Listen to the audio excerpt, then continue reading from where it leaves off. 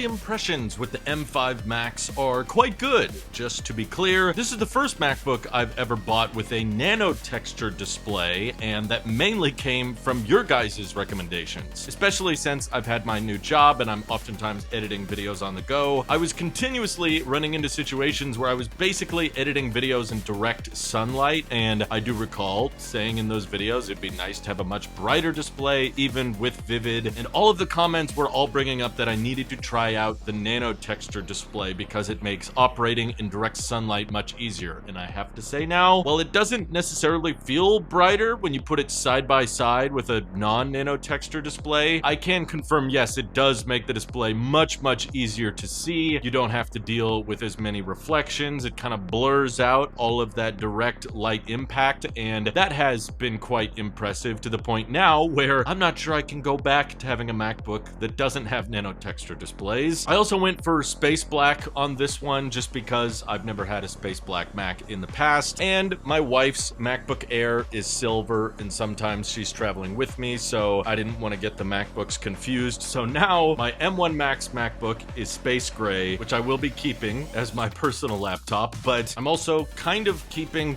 this one because it is a work laptop. So no, this is not just a MacBook Pro that I'll be reviewing for a couple of weeks and then selling off or returning. This is one that I'm specifically putting all of my Telo truck content on to edit with, because for security reasons and IP reasons, the company very much wanted me on a company-owned machine, but nothing says I can't review a company-owned product, especially because this one is with me all the time. But I must say Space Black is surprisingly fingerprinty. It's almost impossible to get this totally clean. It is hilarious how it makes my space gray MacBook Pro feel way more silver than before, but all that being said, yes, everything is incredibly snappy and responsive. Already noticing the performance enhancements of this slated chip, even though it is a very familiar design. I basically have the worst variant of this MacBook Pro generation and the best variant. Now we can compare the two, see if we notice any differences. And in case you're curious, yes, this is the non-binned M5 Max chip with 48 gigs of unified memory, but because there was a budget on the work laptop, we're just keeping it at 2 terabytes. There's all kinds of external storage drives and work servers we can fall back on, so it wasn't entirely necessary to get this one up to 8 terabytes. Also doesn't need to store as much readily accessible B-roll as my last MacBook Pro does, because it stores all of that iPhone footage or Mac footage that I pull from all the time, and EV B-roll that I use for Tailosive EV. So this is just a easier way to separate like